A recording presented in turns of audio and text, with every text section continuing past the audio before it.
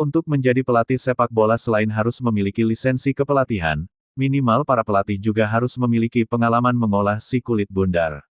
Pelatih-pelatih seperti Zinedine Zidane dan Pep Guardiola adalah contoh kecil sosok yang sukses sebagai pemain dan pelatih sepak bola. Pep saat masih aktif bermain adalah pemain yang sering gonta-ganti klub, tercatat mulai dari Barcelona muda hingga senior, Brescia, AS Roma, Al Ahly hingga Dorados Sinola di Liga Belanda pernah dibelanya. Serta telah mencicipi 16 gelar bergengsi di Eropa. Tak beda seperti Pep, sosok Zidane adalah aktor sukses lapangan hijau. Memulai karir di klub Cannes, Bordeaux, dan meraih gelar prestasi di Juventus dan Real Madrid. Keduanya juga dikatakan sangat sukses sebagai pelatih saat ini. Namun dari dua cerita kesuksesan tersebut, terdapat pula beberapa pelatih hebat yang tak berangkat dari seorang pemain bola. Mereka mencoba membuktikan bahwa tak harus menjadi pemain sukses untuk menjadi pelatih sukses. Dan berikut adalah nama-nama pelatih yang tidak mengawali karir sebagai pemain sepak bola.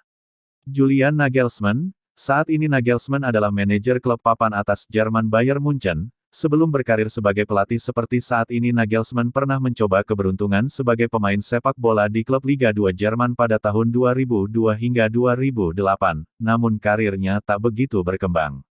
6 tahun berkarir tak membuahkan hasil, dia memutuskan jadi pelatih tim usia muda Augsburg pada 2008, dan mulai menunjukkan kemampuan sosok suksesor sebagai pelatih di klub Hoffenheim pada 2010. 6 musim di Hoffenheim, Nagelsmann sempat menganggur selama 3 tahun, sebelum akhirnya RB Leipzig menyelamatkan karirnya pada 2019, dan puncaknya pada 2021 dia dipercaya untuk menukangi Bayern Munchen. Di Munchen dia sudah mempersembahkan 1 gelar Liga Champions dan 2 gelar DFB Pokal. Nama kedua ada manajer kelahiran Irlandia Utara, Brendan Rodgers. Sempat merumput di Liga Irlandia dengan 3 klub berbeda. Dia harus pensiun dini di usianya yang baru 20 tahun karena memiliki kelainan kaki genetik. Brendan memulai karir kepelatihannya saat jadi asisten tim Liga Inggris Reading di tahun 1994. 10 tahun menimba ilmu di Reading. Pada 2004 dia melatih Chelsea U18, dan mampu menjadi pelatih Chelsea U21, 2 tahun berselang.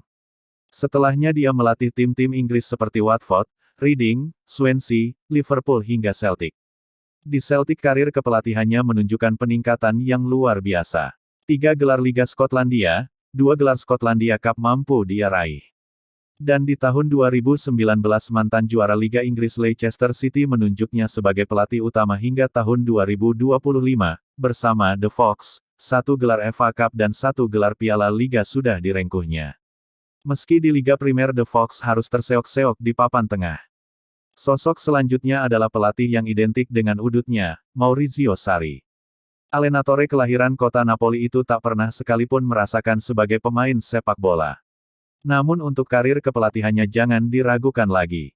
Mengawali karir kepelatihan di tahun 1999, dengan menukangi klub-klub kasta bawah Liga Italia seperti Togeleto, Sansovino, Sangiovanese, Pescara hingga Empoli di tahun 2012, setelah menimba ilmu kepelatihan selama hampir 12 tahun, tim elang ibu kota Napoli pun mempercayainya sebagai Allenatore pada 2015 dan mampu membawa Napoli selalu lolos Liga Champions setiap musimnya.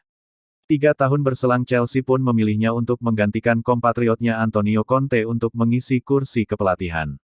Hanya 1 musim bertahan di Stamford Bridge, si nyonya tua pun menunjuknya untuk menukangi Paulo Dybala dan kolega serta mempersembahkan 1 gelar Liga Italia di musim pertama dia menangani Juventus. Saat ini Sarri menukangi klub Italia lainnya, Lazio. Dan bertugas hingga 2025, nama ke-4 mungkin jarang kita dengar tapi namanya langsung terkenal saat membawa Monaco mematahkan kedikdayaan PSG di tahun 2017 sebagai juara Ligue 1. Dialah Leonardo Jardim. Memulai karirnya di klub-klub papan bawah Liga Venezuela, dan klub Liga bawah Portugal dari tahun 1998 hingga 2009 membuatnya tak sempat merasakan karir sebagai pemain profesional. Lalu pada tahun 2012 klub-klub besar Eropa macam Olympiakos hingga Sporting Lisbon pun mulai mempercayainya sebagai nahkoda. Hasilnya Olympiakos menjadi juara Liga Yunani dan Piala Liga Yunani di tahun 2012. Dan AS Monaco pun meminangnya untuk menjadi juru taktik.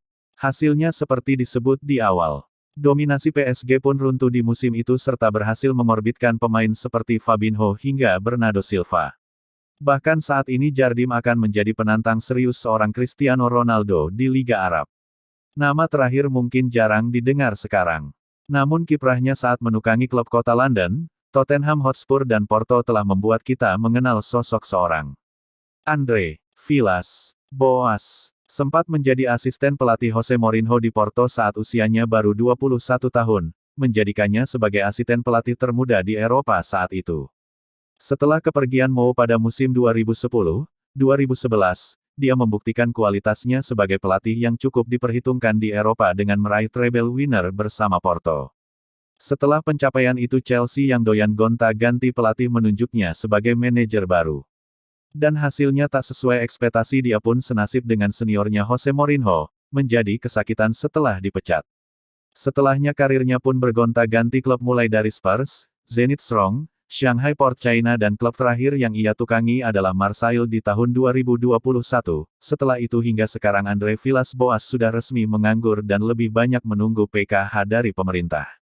Itulah tadi pelatih hebat yang tak pernah merasakan menjadi pemain profesional, bahkan ada yang tak pernah menjadi pemain sepak bola.